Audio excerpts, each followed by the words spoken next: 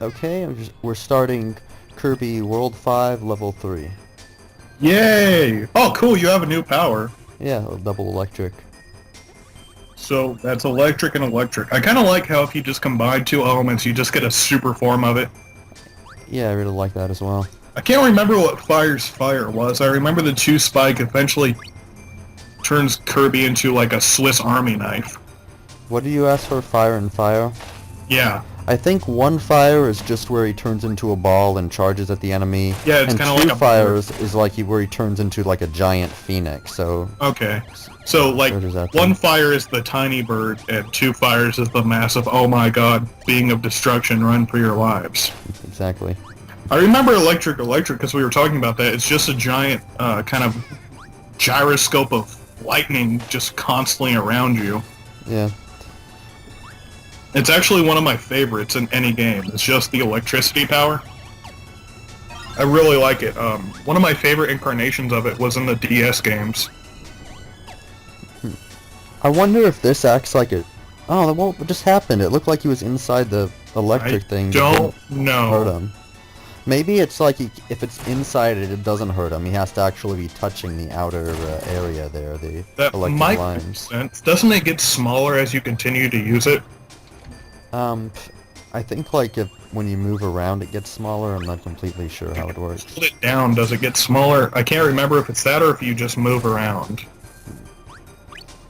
It has been a while since I played this game. I'm trying it. It doesn't look like it's getting all that small, but just like when I just start making it, it kind of is smaller, I guess. When was the first time you played this game? It's hard to say for certain. It's been so long. I probably played it like within a few years of it releasing, but I don't know the exact year. Like, I remember exactly when I first played it because it made such an impact on my mind because I really like the the combination of powers that you could do. Basically, I was about like 10 at the time. It was at the time when GameCube was first coming around. I never really grew up playing the 64. I played the SNES and then skipped right to the GameCube. But okay. I was at this cheap-ass hotel because we just got finished moving. I had my own room, which, if I actually hit puberty by then, that might have been a problem, but I was only 10, so the last thing on my mind was the cheap room pornography. So instead of spending money on cheap room pornography, I spent it. The hotel room had an N64 hooked up, and you got to pay for like an hour to play any game you want. So I just spent like $20 and got to play the entire night. And I was playing games like Crystal, Shards, and Ocarina of Time, and that was really my first introduction to the Nintendo 64. Oh yeah, I remember that. Yeah. I always hated how at the hotel room TVs they had like no inputs on the back of them, so you could never like hook up your own console. You had to use theirs, but I mean it's kind of frustrating. But then again, I was 10. I didn't have a lot of shit. I had a Game Boy, and that's about it. Okay, so this is probably similar to the light thing that we did before. So it looks like it's orange. I guess that's like a cherry or something, and then a lemon. It's the Eye of God. What?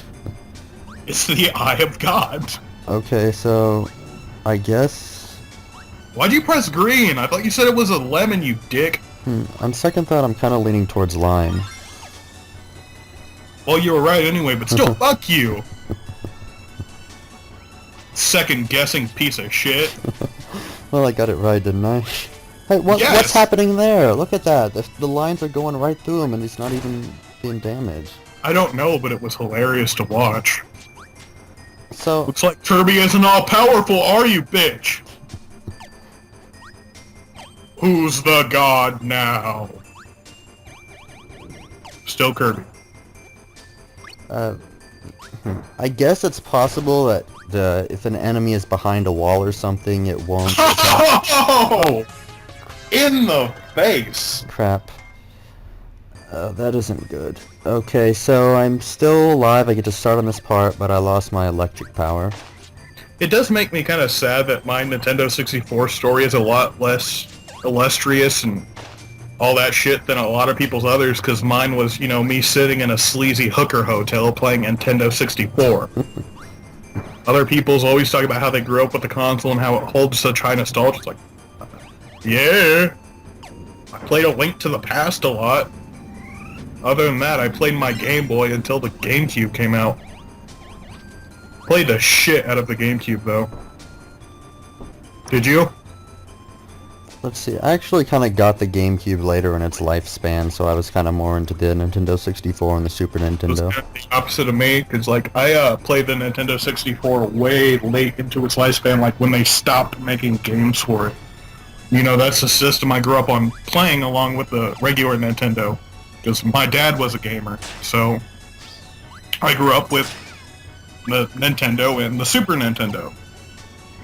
When I was little, yes, the 64 came out, but we just never got it. Not sure why. But right when the GameCube came out, though, we went and bought it. Got the game that came with it was Luigi's Mansion. A really good release title, actually. Luigi's Mansion was surprisingly fun. I honest to God wasn't expecting that.